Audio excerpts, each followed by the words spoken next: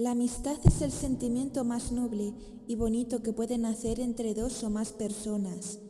El egoísmo, la intolerancia, el chantaje, el dominio de uno sobre otro, el oportunismo, no tienen cabida en una buena amistad, en la amistad con mayúsculas.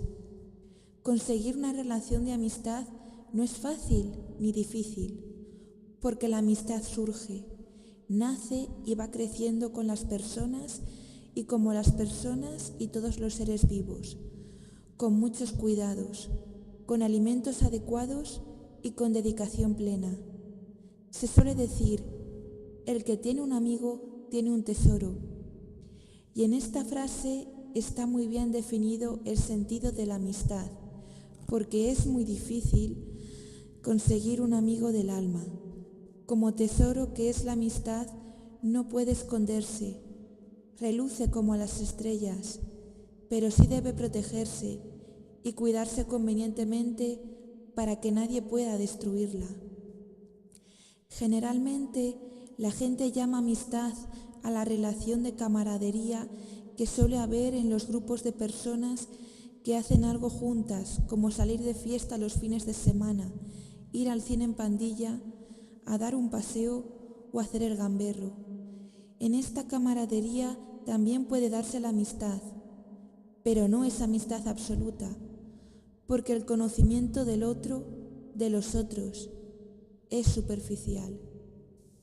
La amistad entre las personas hace que en cualquier situación todas se sientan felices, a gusto, cómodas, protegidas, queridas, aceptadas, valoradas, diferentes en características y circunstancias, pero iguales en cariño, la ternura, el amor, la alegría, la comprensión, la sinceridad, el tacto o cuidado de no hacer sufrir al otro, son síntomas de amistad.